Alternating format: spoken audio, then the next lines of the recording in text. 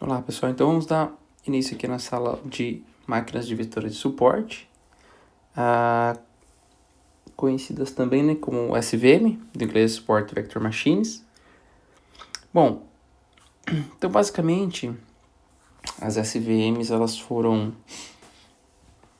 começaram a ser utilizadas mais ou menos na década de 90, né, teve um artigo publicado em 94 e dominaram aí o cenário, né, substituíram bastante o uso das redes neurais até aí meados de 2010, 2011. Então eles é uma classe, né, de técnicas de inteligência artificial, digamos assim, né, que são bastante poderosas, tá? E a gente vai ver, na verdade, então, como é que elas funcionam. Então, de maneira geral, o que elas fazem é se basear numa premissa de que se eu aumentar a dimensionalidade dos dados, tem um teorema, né, um teorema de Cover, que eles dizem que a probabilidade desses dados estarem melhores distribuídos, né, dentro desse espaço com maior dimensão é maior. Ou seja, então a ideia é o quê?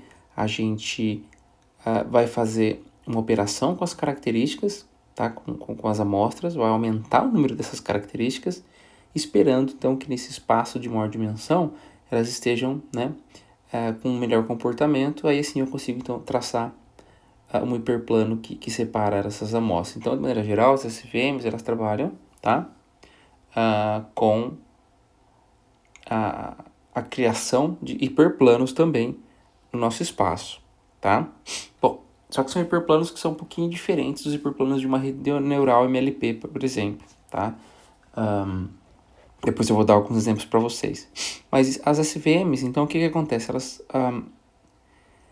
surgiram, elas utilizam, né, conceitos da teoria do aprendizado estatístico, que foi desenvolvida por Vapnik e alguns colegas, tá? Então, isso lá na década de 70, né? Então, basicamente, a primeira coisa que esse pessoal fez foi estudar garantias teóricas sobre o processo de aprendizado, né? Quer dizer, será que existe algum tipo de garantia teórica, algum limitante inferior ou superior para o aprendizado de técnicas de IA? Isso, por enquanto, não tem nada a ver com SVM, tá? Foi só a teoria que elas foram baseadas, tá? E lembra que a gente tinha comentado, então, na aula ali de regressão linear com regularização?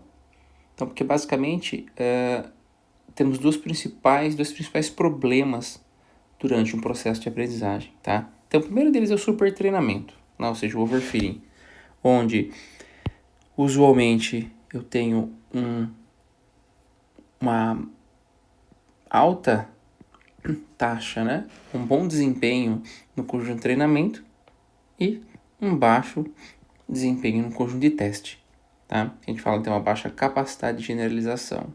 E temos, né, o subtreinamento, onde nós temos também, além, obviamente, de ter uma baixa capacidade de aprendizado no treinamento, possivelmente a gente também vai ter uma baixa capacidade de generalização, tá, no conjunto de teste. Então, basicamente, são esses dois principais problemas que a gente enfrenta quando a gente está falando aí de aprendizado de máquina, tá? Então, basicamente, a gente tem que... A ideia toda, né, é achar um compromisso entre essas duas principais limitações, tá? Bom,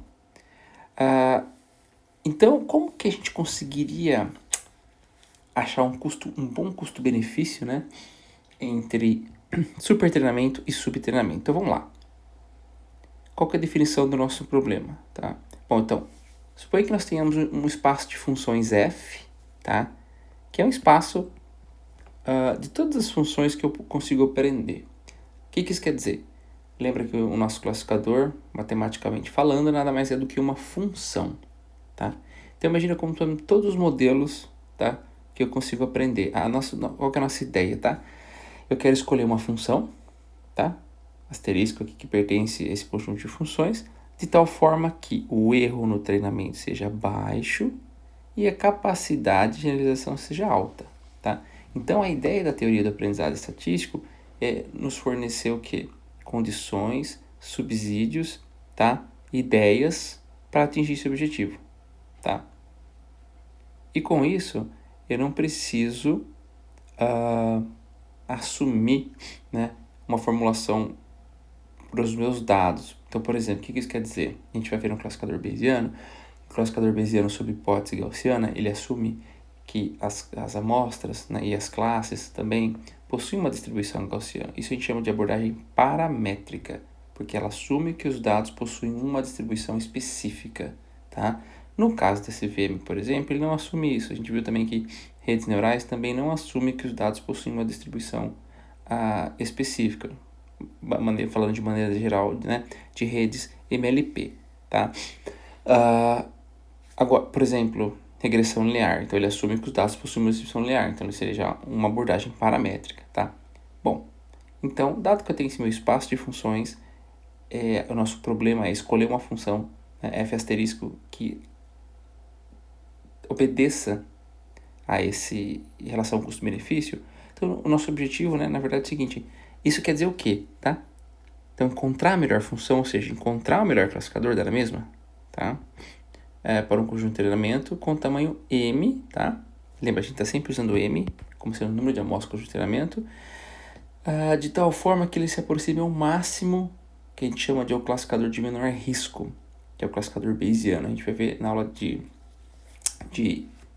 classificador Bayesiano que, assumindo algumas hipóteses, tá? O classificador Bayesiano é o classificador que oferece o menor risco, ou seja, seria o classificador aí que obteria, teoricamente, um melhor desempenho, tá? Assumindo algumas propriedades, tá? Bom, então a gente fala o seguinte: o que o aprendizado, pessoal, ele é consistente, tá? Ou seja, quando o F ele consegue aprender dos dados, tá? Então, o que é o aprendizado consistente? É quando essa minha função, né, lembra, essa minha função f que eu vou escolher, f asterisco que eu vou escolher, ela consegue aprender dos dados, tá? Ou seja, à medida que o meu conjunto vai aumentando de treinamento, ela continua aprendendo, né? Então, de novo, vamos lembrar um pouquinho do nosso espaço de funções f que a gente tinha falado, tá? Então, imagina o seguinte, tá? Eu tenho um espaço f, tá? Que é esse espaço aqui, que é o conjunto de todas, né, as funções que o meu classificador consegue aprender. E o f_all, né, que é essa parte aqui preta, é o conjunto de todas as funções possíveis. Então, o conjunto de todas as funções possíveis do mundo, né, eu tenho um problema específico que esse meu classificador consegue aprender, tá? Que é esse meu conjunto f. Então, pessoal, a gente vai focar nessa parte aqui azul, tudo bem? Bom, f_base é o classificador de menor risco, tá? Possível, né? Vamos dizer assim, para todas as funções, né? Tá? E o f_min é o classificador de mínimo risco nesse meu conjunto de interesse, tá? Então, na verdade, o que acaba sendo a nossa ideia, tá? Eu tenho aqui o meu f_min, que seria o classificador de menor risco para o meu problema, tá? Eu quero que esse meu classificador de menor risco para os meus problemas seja muito próximo, seja muito parecido com o f_base, que seria o classificador de menor risco possível, e a gente chama de erro de aproximação, tá? Só que também eu quero que o meu f_min, tá? Ele seja o mais próximo possível dessa minha função que resolve o problema, que é o erro de estimação. Então, o que isso quer dizer na verdade, né? Se o meu f_min, tá, ficar muito próximo do meu f_base, ele começa a ficar longe do meu f asterisco, que é meu classificador de interesse, tá? Se o f_min começar a ficar muito próximo do meu classificador de interesse, ele começa a ficar muito longe do meu f_base, que seria, então, o classificador ótimo, vamos dizer assim, tá? Então, a ideia da teoria do aprendizado estatístico é tentar achar, de novo, essa relação custo-benefício entre esses erros de aproximação e estimação, ou seja, entre a questão do supertreinamento, né, e do subtreinamento, tudo bem? Então, essa seria mais ou menos aí o ferramental que a gente vai utilizar para poder, então, explicar o SVM para vocês, tá? Bom, e a gente tem uma outra noção que a gente pode associar, então, um risco, tá? Um risco R para cada classificador. Então, a gente pode definir que R de F asterisco corresponde ao risco associado ao classificador F asterisco. De novo, a gente fala que um classificador é dito consistente se o seu risco é minimizado quando o conjunto de treinamento é infinito, ou seja, quando o conjunto de treinamento aumenta muito, tá? Então, a consistência, ela fala o seguinte, olha, se eu aumentar o conjunto de treinamento, eu ainda consigo aprender, tá? O risco do meu classificador é baixo, tá? Então, essa é a ideia, tá? Então, no final do dia, pessoal, qual que é o grande problema que a gente tem? O grande problema que a gente tem é que, obviamente, quando, tá? Essa minha função aqui, ó, o F, meu conjunto F, né? É o conjunto dos classificadores, né? Que eu consigo aprender para aquela situação, né? Ele se aproxima, olha só, tá? Ao conjunto de todas as funções possíveis, tá? O que acontece? Nosso aprendizado não é consistente, porque o espaço de funções possíveis aumenta muito. Tá? Existem muitas possibilidades. Então, o que eu quero dizer? Teoricamente, quanto mais especializado nós somos, então nós vamos ter um conjunto, a gente vai ter uma taxa de acerto muito grande no conjunto de treinamento, só que por fim, quando eu consigo generalizar pouco no conjunto de teste. Tá? Quando eu começo a deixar de ser especializado, ou seja, quando eu tento aproximar todas as funções, que é o FO, a gente acaba tendo o risco, né, de ter uma taxa de desempenho ruim no conjunto de treinamento, porque o espaço de funções é muito grande. Então, a gente tem que restringir o tamanho do F. Então, todo o nosso desafio é qual que vai ser o tamanho do F, que é o conjunto de funções que eu posso aprender. Ou seja, qual que é o tamanho dessa parte azul aqui, tá? Então, no final do dia, isso seria o quê? Essa questão do tamanho do F se aproximar do FO nos diz respeito, de fato, à questão do super treinamento e do subtreinamento. Tudo bem? Então, de novo, né? Ao restringirmos o tamanho do F, ou seja, ao diminuirmos o tamanho da bolinha azul, o erro de aproximação, tá? O erro de aproximação fica grande, ó. Tá? Só que se eu aumentar muito o tamanho do F da bolinha azul, o erro de estimação vai ficar grande.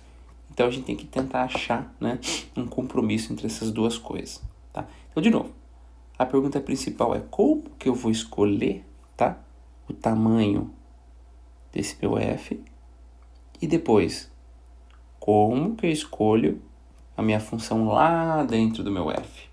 Tudo bem? Então, são duas coisas, né? Bom, e a ideia, né, é que a teoria do aprendizado estatístico, a ideia é que ela nos ajude a responder isso, propondo essas SVMs. Tá? Então, inclusive no plural, né? Que são máquinas de vetores de suporte. Então, assim, elas são... Isso que é interessante, né? Elas são uma classe de funções, né? Classificadores. Essas funções são ótimas no que diz respeito, então, a esse compromisso entre aproximação e estimação. Então, qual que é o nosso objetivo? Tá? Que é o que vai diferenciar a maneira com a qual SVMs... Lembra que eu falei? Elas encontram esse meu hiperplano das redes neurais MLP, tá?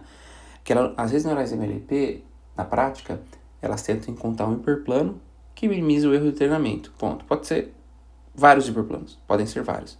Aqui não.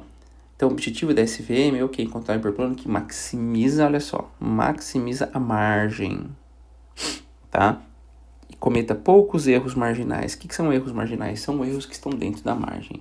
Ou seja, no final do dia, eu quero minimizar o risco. Então, por exemplo, aqui ó, nesse desenho, tá? Eu tenho o meu hiperplano em azul, tá? Vamos supor que a minha margem, pessoal, é definida... Eu tenho duas margens, tá? Uma aqui, outra aqui. A gente vai aprender como é que faz essas margens. Tudo que tiver aqui dentro... tá? E for classificado incorretamente, a gente chama de erro marginal, tá? Então, a ideia, na verdade, do SVM é posicionar o hiperplano dentro da margem, tá? E a ideia dele é não deixar que nenhuma amostra fique aqui dentro, ó, desse tubo aqui, dessa margem, tá? Então, é o que a gente chama de, olha só, margem de segurança. Então, a gente vai aprender como é que eu faço essa margem de segurança, como é que eu aprendo esse hiperplano que tem essa margem de segurança, tá? Por isso que, na verdade, esse VM, eles são, inicialmente, né? Eles eram chamados de classificadores de máxima margem, porque eles querem maximizar esse tamanho aqui, ó, para ter uma segurança maior na classificação. É como se eles tentassem encontrar um hiperplano onde esse buraco, tá, entre as amostras de classes diferentes fosse o maior possível. Porque diferentemente de uma rede neural MLP, né? Então, por exemplo, uma rede neural MLP, ela poderia simplesmente traçar o hiperplano aqui, ó. Esse hiperplano não daria erro zero? Daria erro zero. Ah, esse próprio hiperplano também dá erro zero. Esse outro hiperplano aqui, ó, dá erro zero, tá? Então, a rede neural, ela não está muito preocupada em achar um hiperplano que maximize a margem. Ela quer achar qualquer hiperplano que minimize o erro, tá? Isso acho que é uma coisa que tem que ficar bastante clara na cabeça da gente, tá? Qual a diferença do hiperplano que a SVM encontra, né? E qual é a diferença do hiperplano que a rede neural encontra.